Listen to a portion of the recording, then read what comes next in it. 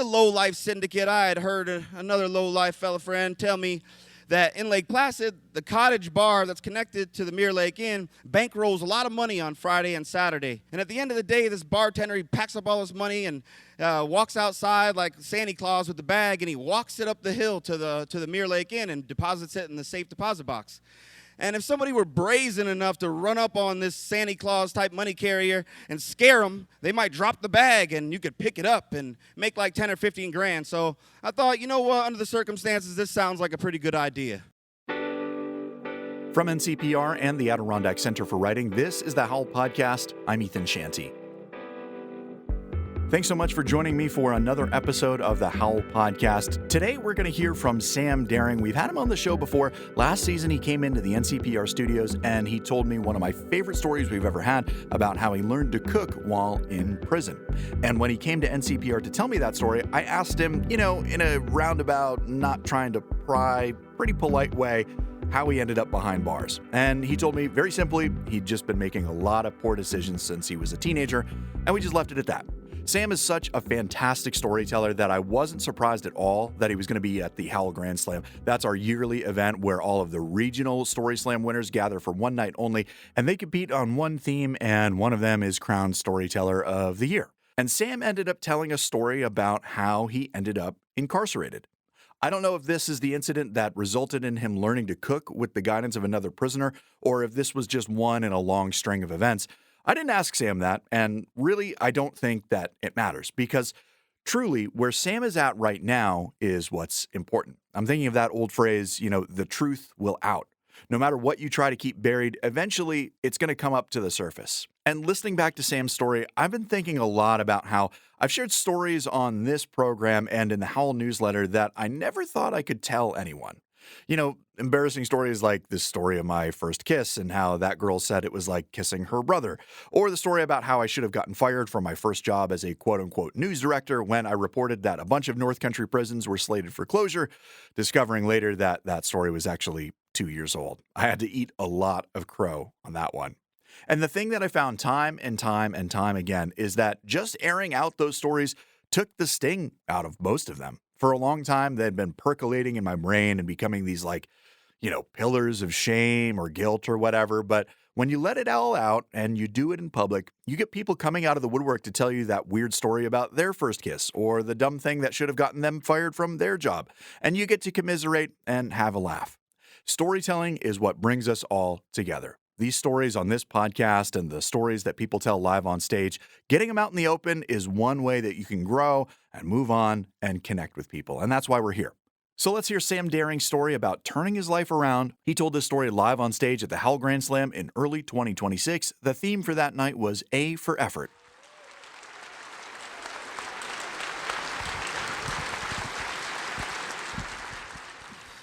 All right, A for effort. Well, when I was 17, I had already been a very troubled young man for plenty of years. And I got to the point where I wanted to turn my life around. And so to do that, I decided that I should rob the Mirror Lake Inn Hotel Bar in Lake Placid, New York. So to give you some backstory, when I'm 13, I have very different interests than my peers. All I wanted to do was smoke cigarettes and weed all day, take LSD and huff nitrous balloons with my older friends, and do just like a little bit of ketamine. And if you saw me when I was 13, you would be shocked. And so my peers, my family, and the local school system was shocked. And they canceled me. Middle school, they said, you're not coming back. So my mom, God bless her heart, she took me on what I would call like a campaign to save my life. And she brought me out west and took me to and enrolled me in these different outward bound wilderness programs for rehabilitation and live-in clinics. And she even looked up cities with small schools she thought I might succeed in and change my interests. And we did this back and forth for about 4 years of me being in and out of these programs. And finally, when I turned 17, I was able to take my life back. And my interest steadfast. So I moved back to Saranac Lake, and I got a little apartment, and I started drinking alcohol. And I'd never drank alcohol before, and it really rocked me. There was a lot of deep-rooted stuff that came out when I drank alcohol, and it made me reckless and crazy. And so I started coming in contact with the law. And yeah, so it was never for anything smart. It was always something dumb. So I'd get a DUI and go to jail, or I would write some bad checks and call it free money, and they'd pick me up for that. Or I'd break into your house and make a sandwich, and they'd come and grab me. And yeah, so I went from troubled young man to low-life, petty, failed criminal. And so, I'm low-lifing around one day. I got on probation or whatever, and I got my little apartment. And so I go over to my apartment, and there's a little card on the door from the police department. They're like, Sam, call us up. So I go to Stewart's, and I call them up. I'm like, what? And they're like, man, you got to turn yourself in. You got charges against you. And I'm like, what charges? And they're like, it doesn't matter. You got to come in and work it out. We'll figure it out. Turn yourself in. So I said, well, all right, you know where I live, so I'll turn myself in. So I hung up the phone at Stewart's, and I'd never turned myself in before, so I wasn't going to start today. And at that time, my life started crashing down on me. And, when you're caught, you're guilty. So I really, I wanted to turn my life around. And I thought to do that, I should move to Florida. And in Florida, I'm going to disappear, and everything that was behind me will stay behind me, and it's all going to wash away somehow. And I'm going to need money for that, but because of my interest, nobody's going to give me any. So in the low-life syndicate, I had heard another low-life fella friend tell me that in Lake Placid, the cottage bar that's connected to the Mirror Lake Inn bankrolls a lot of money on Friday and Saturday, and in cash. And at the end of the day, this bartender, he packs up all his money and walks outside like Santa Claus with the bag, and he walks it up the hill to the Mirror Lake Inn and deposits it in the safe deposit box.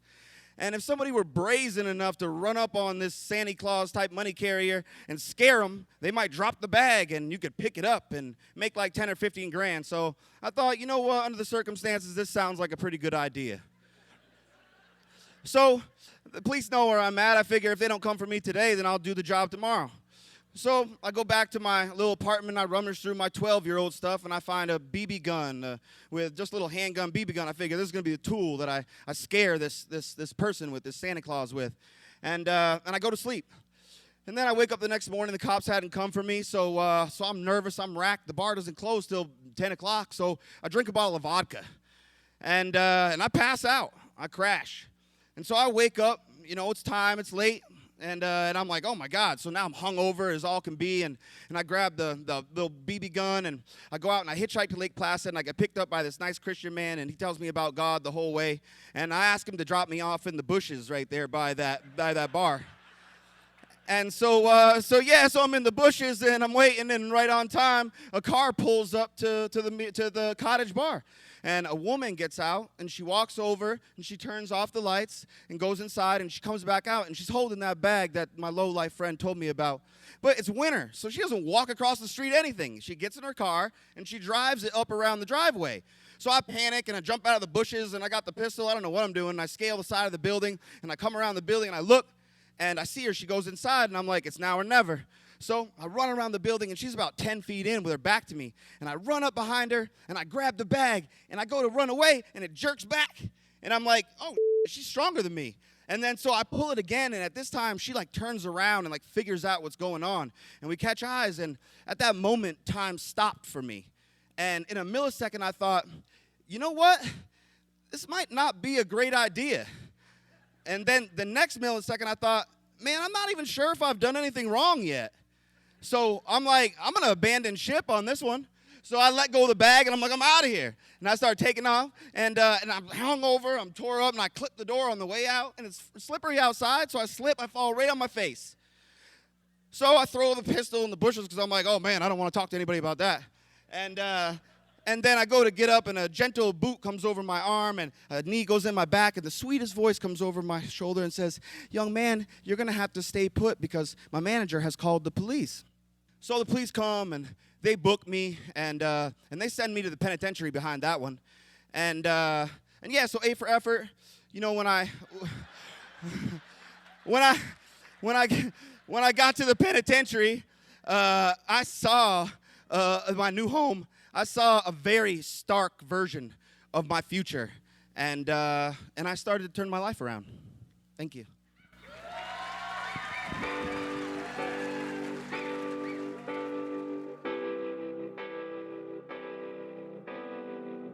Thanks for tuning in to this week's episode of the Howl Podcast. Don't forget to click follow so you never miss an episode. Next time, we'll hear a story from Amy Coddington Burnett. So I pull my pants down below my knees, and there I am with my friend's boyfriend's brief underpants on. And she says, wait a second. And she hurriedly undoes her pants, and she pulls them down below her knees, and she's wearing my dad's brief underpants.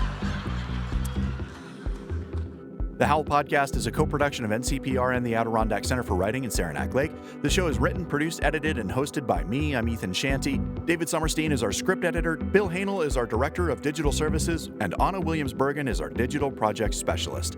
Our theme music is by famous letter writer of Plattsburgh. To learn more about this show and to make a donation in support of North Country storytelling, visit ncpr.org/howl.